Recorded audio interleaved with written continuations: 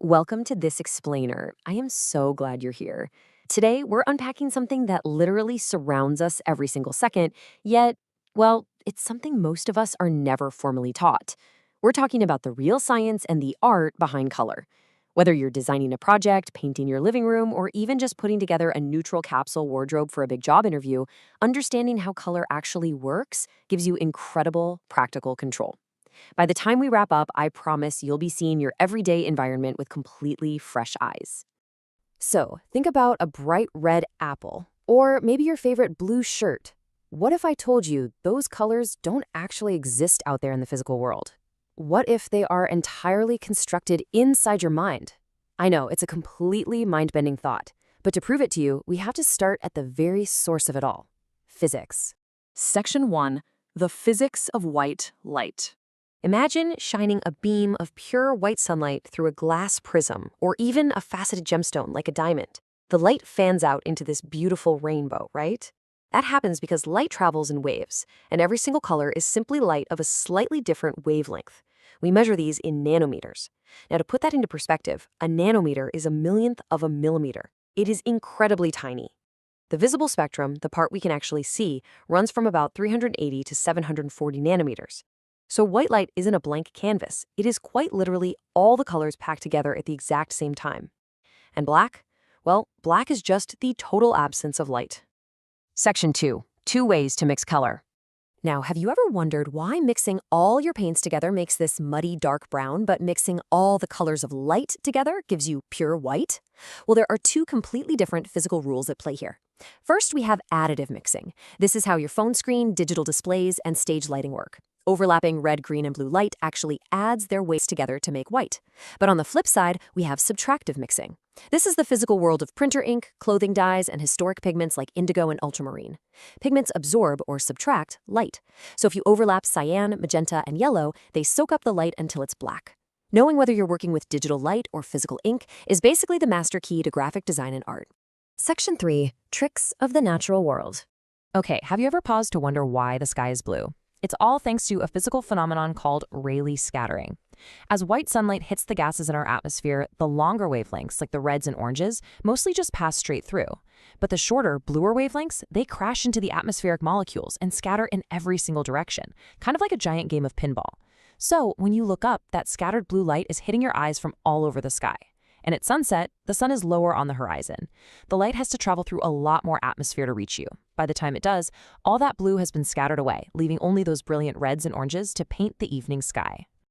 Now, here is a really mind-bending fact about nature. We just talked about how pigments absorb and reflect light, but did you know that true blue pigment is incredibly rare in nature? The vivid blue of a morpho butterfly wing, or a blue jay feather?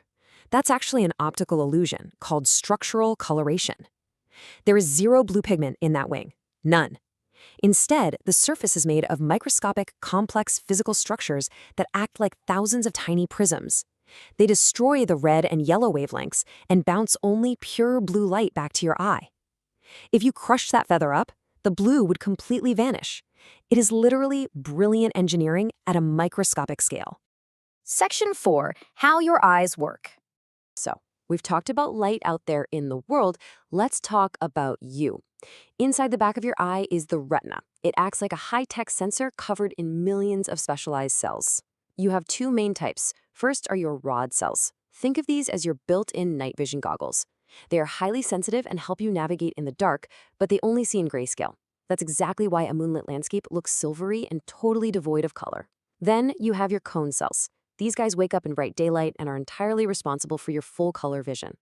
We humans generally have three specific types of cone cells, which gives us what scientists call trichromatic vision.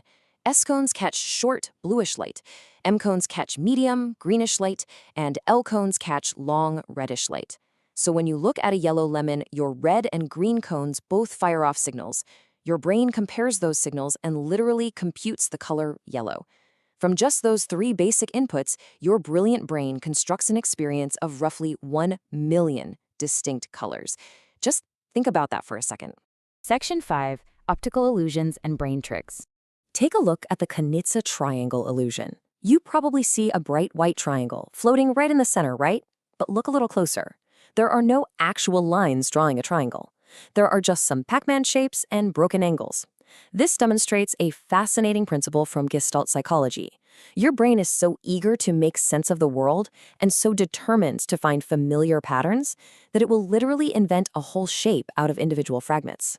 It creates contours that simply do not exist in physical reality.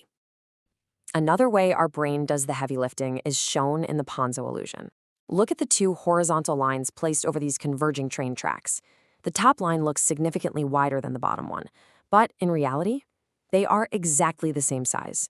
Your brain understands depth so well that when it sees lines converging into the distance, it automatically assumes the object at the top is further away, so it scales the image up, basically telling you, hey, it must be bigger.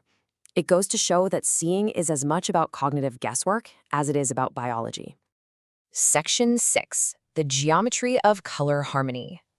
Whether you are designing a graphic, house, or building that neutral capsule wardrobe we talked about, any specific color can be broken down into 3 core dimensions. First is hue. That's your basic color family, like red or blue. Second is saturation or chroma. This is how intensely vivid or muted the color is, like a bright fire truck red versus a faded, dusty brick red. And third is value, how light or dark it is, like baby blue versus dark navy. Now, when an outfit or a room design clashes, or, when a shirt looks navy blue in the store but black outside, which is a tricky lighting trap called metamorism, by the way, it's usually a mismatch in value or saturation, not necessarily the hue itself. Mastering these 3 dimensions gives you absolute control over any visual project.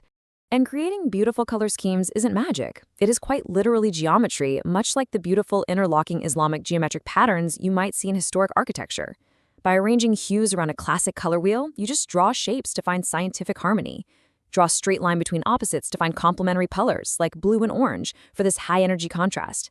Group neighboring colors together for an analogous scheme that feels incredibly calm and harmonious. Or draw an evenly spaced triangle for a triadic scheme, which gives you a perfectly balanced but lively look. You're really just applying the geometry of light. Finally, we can divide that color wheel right in half into warm colors versus cool colors. Reds, oranges, and yellows naturally feel warm, and to our brains they visually advance or pop out toward the viewer. On the flip side, blues and greens feel cool and visually recede into the background. This is incredibly practical.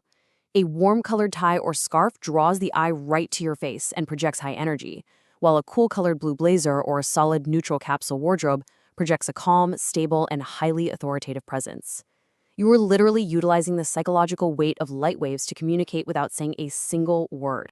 We have journeyed from the physics of starlight to the structural illusions of nature, into the cellular biology of your own eyes, and finally into the geometry of design. You now have the tools and the real science to command color in your everyday life and work. So the next time you look at the blue sky, a vibrant piece of art, or even just the outfit you choose for a big interview, ask yourself, are you just seeing the world, or are you finally decoding it? Thank you so much for joining me on this explainer. Go out there and be proud of the brilliant, colorful world you now understand.